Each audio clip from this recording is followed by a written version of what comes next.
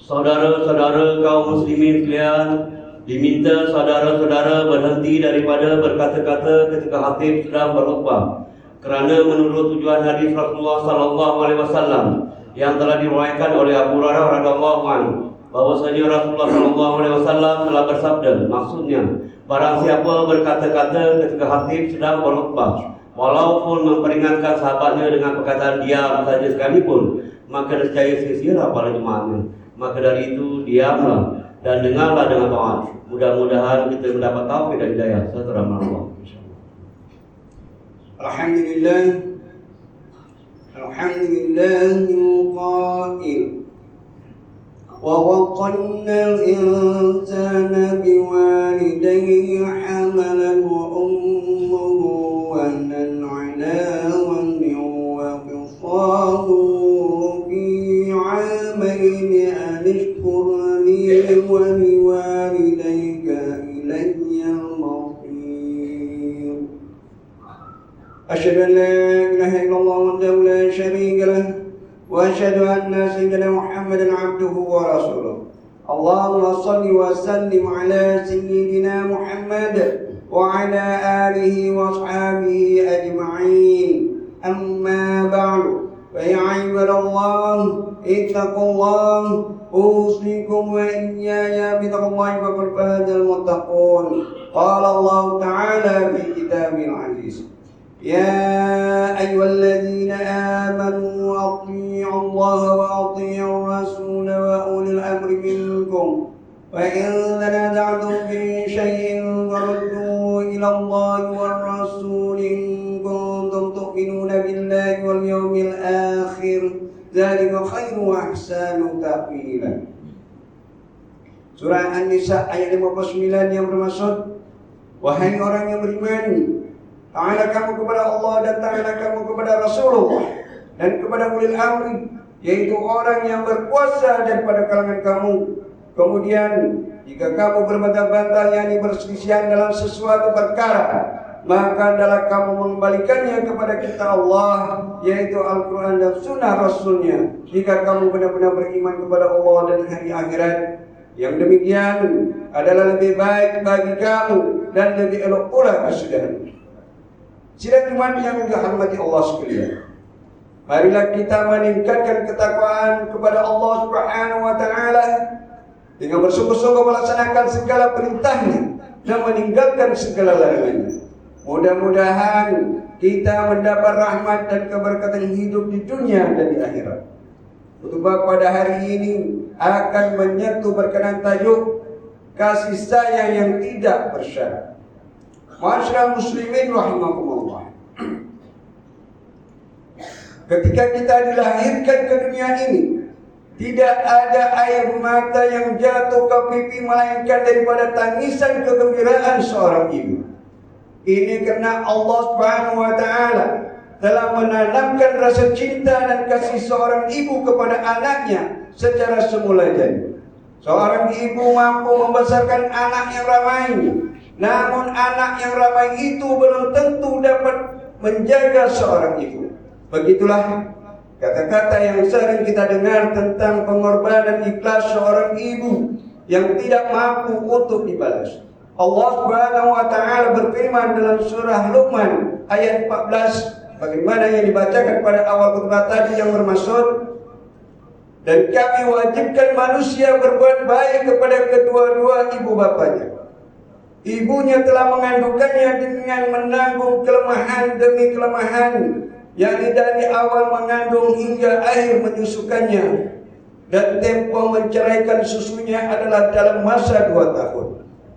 Dengan yang demikian, bersyukurlah kepadaku dan kepada kedua-dua ibu bapamu, dan ingatlah hanya kepada aku jualah tempat kembali untuk menerima balasan.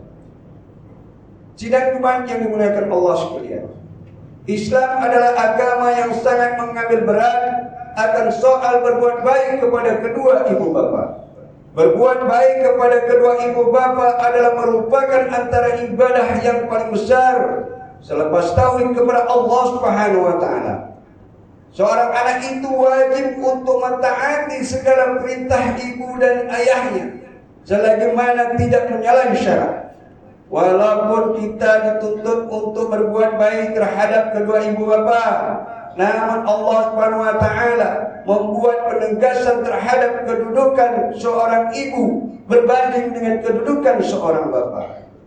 Hal ini dapat kita lihat daripada sebuah hadis yang diriwayatkan daripada Abu Hurairah radhiyallahu anhu, bahwa seorang lelaki telah datang bertanya kepada Rasulullah sallallahu alaihi wasallam, "Wahai Rasulullah, siapakah manusia yang paling berhak untuk aku berbuat baik kepadanya?"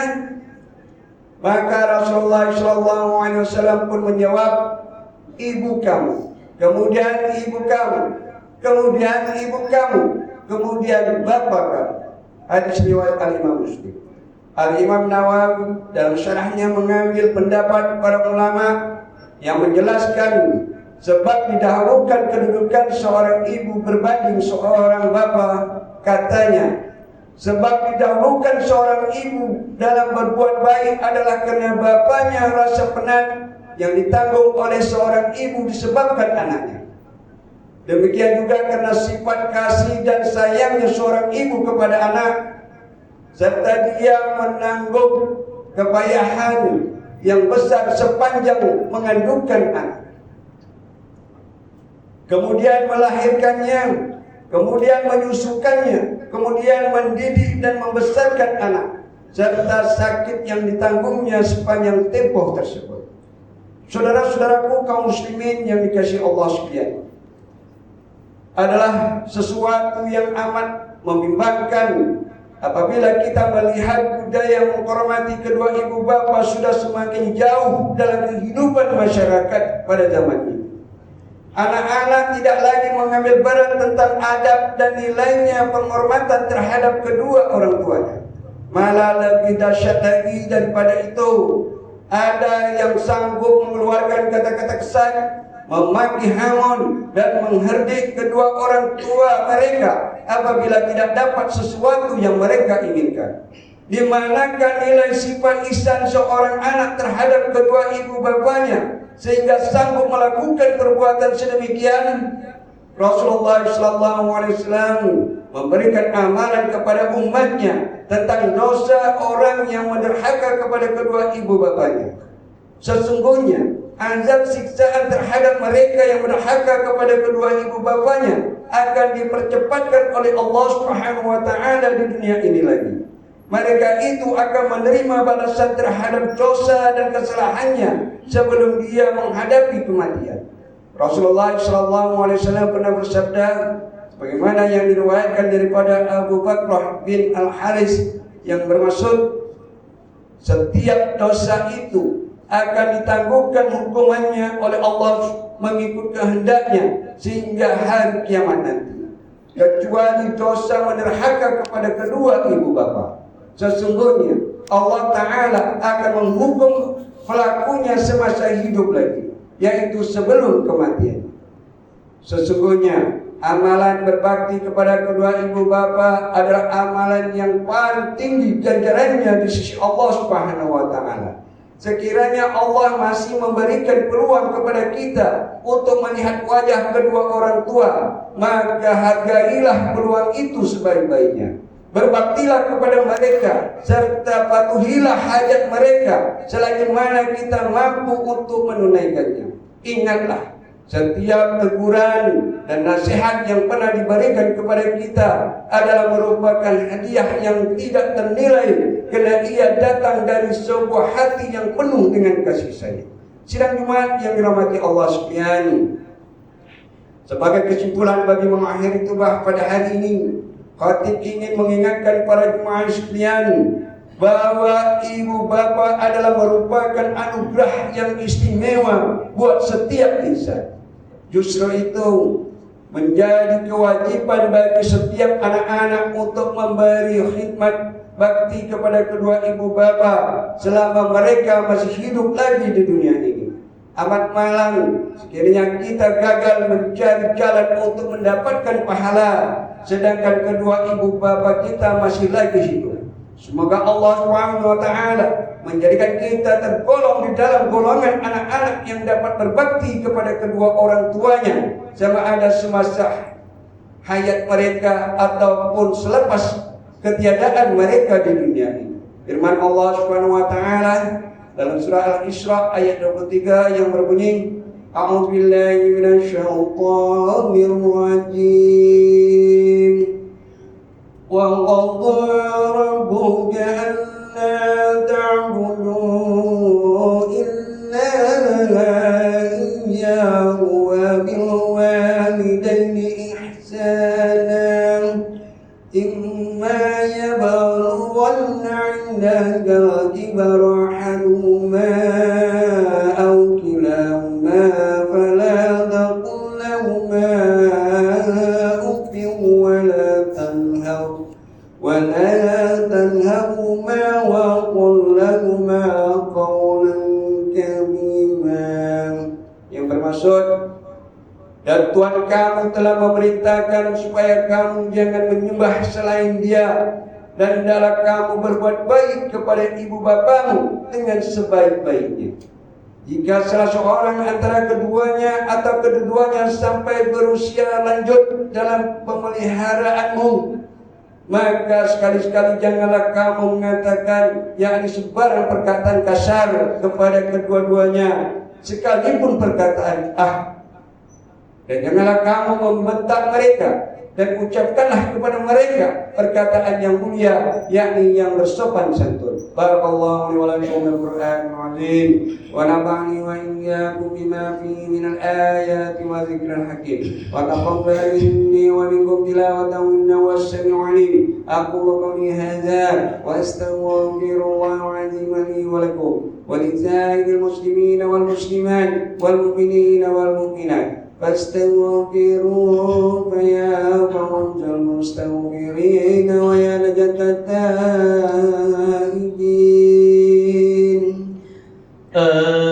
آمين يا موافق طاعين وارفعنا لطاعتك أجمعين وتب علينا وعلى المسلمين واغفر ذنب من يقول أستغفر الله أستغفر الله.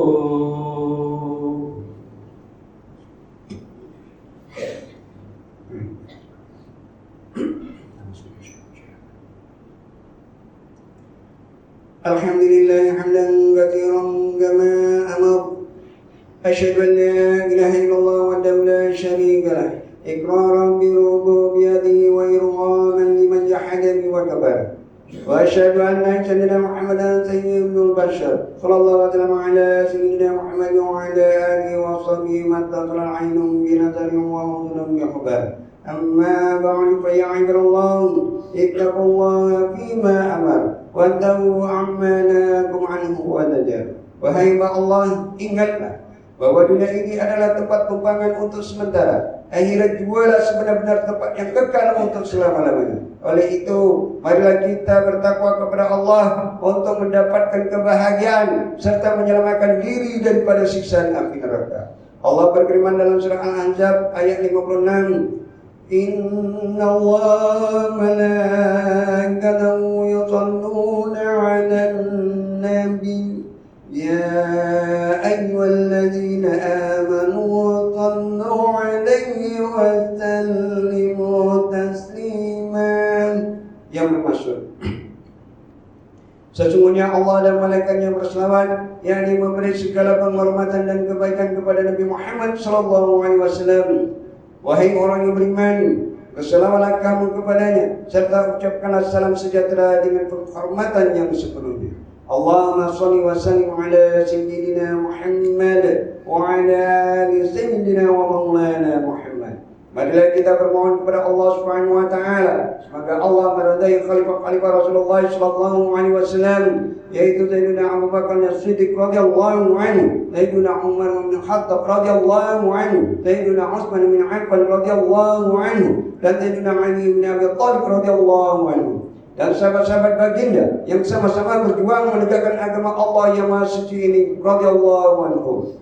Seterusnya kepada bapa saudara junjungan kita Sayyidina Hamzah dan Sayyidina Abbas radhiyallahu anhuma, cucunda baginda Sayyidina Hasan dan Sayyidina Husain radhiyallahu anhuma, putri-putri baginda Sayyidatuna Fatimah Zahra dan lain-lainnya radhiyallahu anhunna, istri-istri baginda Sayyidatuna Khadijah, Sayyidatuna Aisyah dan lainnya radhiyallahu anhunna, kepada sekalian keluarga, sahabat-sahabat, pengikut-pengikut sahabat radhiyallahu anhum dan yang menuruti mereka itu dari semasa ke semasa hingga hari kiamat. Allahumma ighfir lil muslimina wal muslimat wal mu'minina wal mu'minat al ahya'i minhum wal amwat. Ya Allah, ampunkanlah sekalian kaum muslimin dan muslimat, mukminin dan mukminat, sama ada yang masih hidup ataupun yang telah meninggal dunia. Ya Allah, peliharakanlah akidah kami yang melandaskan akidah Ahlussunnah wal Jamaah, aliran Asy'ariyah dan Al-Maturidiyah. Ya Allah, pelihara, lindungi, jauhi dan selamatkanlah apalah kiranya diri kami ini, zuriat keturunan kami, keluarga kami dan umat Islam keseluruhannya daripada apa jua bala dan bencana, wabak dan penyakit, segala mara bahaya, kesusahan dan keburukan. Ya Allah, kurniakanlah kemuliaan dan kesejahteraan kepada mereka yang berjihad dan menafkahkan hartanya ke jalan-Mu, seperti pembayar-pembayar zakat, pewakaf-pewakaf dan seumpamanya. Ya Allah, kurniakanlah taufik dan hidayah, kekuatan, kesejahteraan dan pertolongan kepada ketua-ketua negara Islam dan raja-rajanya, khasnya kepada Amdakal Haris al-Syahid, Sri Keluarga Baginda yang di-Pertuan Agung Sultan Ibrahim, Wasri Keluarga Baginda Raja Permasyuri Agung Raja Zari Sofia, kepada Tunku Mahkota Ismail, Pemangku Sultan Johor, Cik Wan Mahkota Khalidah Johor, dan Tunku Iskandar Ibni Tunku Ismail Raja Muda Johor, juga paduka putra-putra dan putrinya, kerabat-kerabat diraja serta rakyat sekalian. Allahumma ajal Islam wal muslimin wa adul kamal wa mutadi'an sayyati wal musyrikin wa kullu man wa'anu lid-din. Allahumma fa'alih humul muslimin wa dinna 'anil madinin wa ajil 'ala al-majuni wa ja'al hadzal balada aminan mutma'innan muhiyya wa sa'ira biladil muslimin. Amin ya rabbal alamin. Allahumma tabi salamatan wal 'afiyatan lana wa li'abidika al-hujjaj wal muzati wal musafirin في برك وبحرك وجوك من أمة محمد أجمعين. اللهم أدخلنا وذرياتنا ووصلنا وقلوعنا الجنة مع أبرار يا عزيز يا غفار يا رب العالمين. ربنا هب لنا من أزواجنا وذرياتنا قرة أعين واجعلنا للمتقين إماما. ربنا اغفر لنا ولإخواننا الذين سبقونا بالإيمان ولا تجعل في قلوبنا غلا للذين آمنوا ربنا إنك رؤوف رحيم. ربنا آتنا في الدنيا حسنة وفي الآخرة حسنة وقنا عذاب النار والحمد لله رب العالمين. عباد الله، إن الله يأمر بالعدل والإحسان وإيتاء ذي القربى وينهى عن الفحشاء والمنكر والبغي يعظكم لعلكم تذكرون. واذكروا الله العظيم يذكركم واشكروه على نعمه يزدكم ولذكر الله أكبر والله